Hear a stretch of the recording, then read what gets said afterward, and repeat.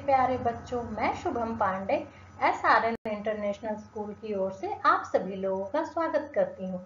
तो आइए बच्चों, आज हम लोग कक्षा 5 के अंतर्गत भाषा नामक पाठ का अध्ययन करेंगे।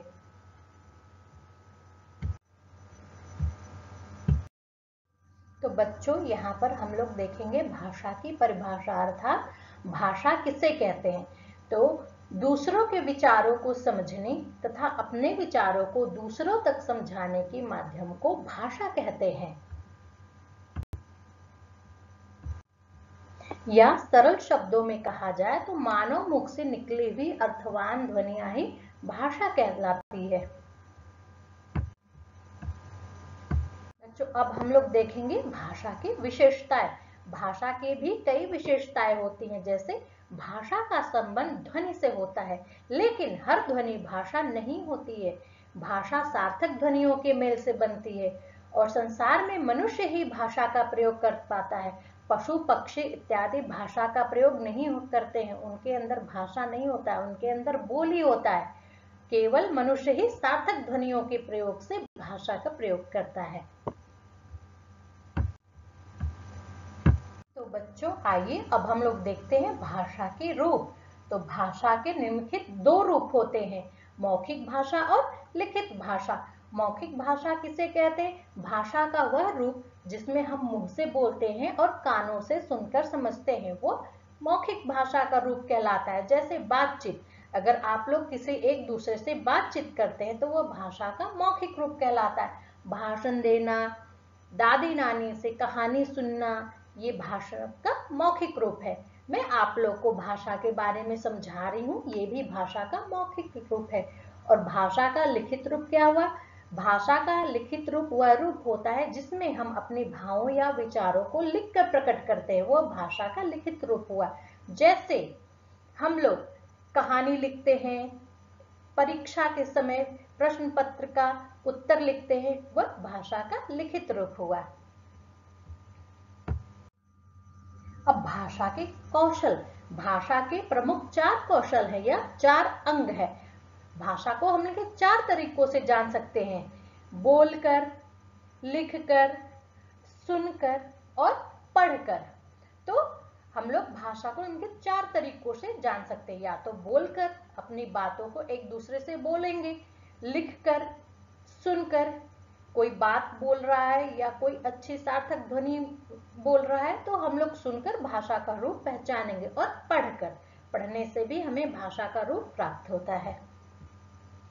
तो आइए मेरे प्यारे बच्चों, यहाँ पर हम लोग मातृभाषा, राजभाषा एवं राष्ट्रभाषा के बारे में जानेंगे। तो पहले मातृभाषा किसे कहते हैं?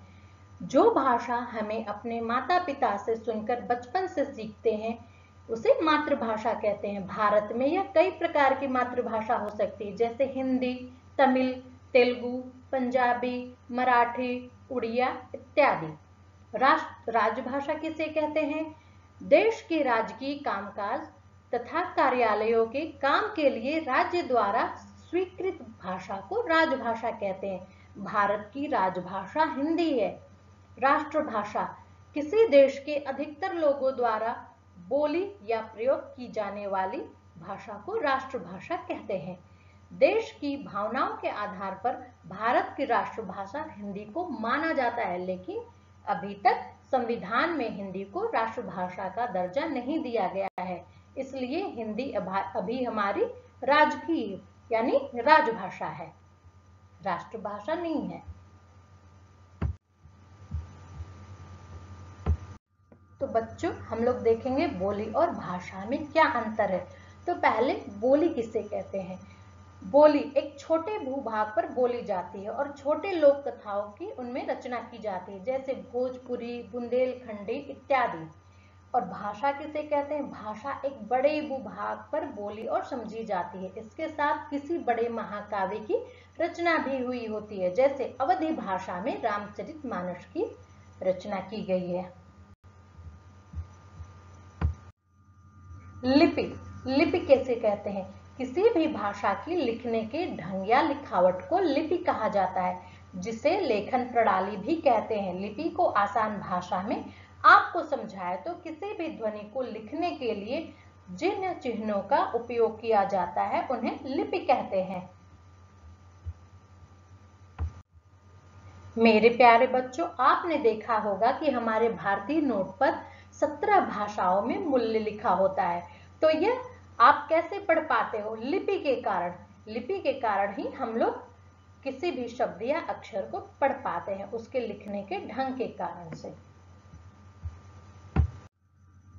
लिपि, जैसे यहाँ पे देखेंगे कुछ भाषा और उनकी लिपियां। हिंदी भाषा की लिपि क्या कहलाती है? देवनागरी लिपि। अंग्रेजी भाषा की लिपि रोमन है। संस्कृत भाषा की लिपि देवनागरी है। मराठी भाषा की लिपि देवनागरी है और गुजराती भाषा की भी लिपि देवनागरी है। उर्दू भाषा की लिपि अरबी है।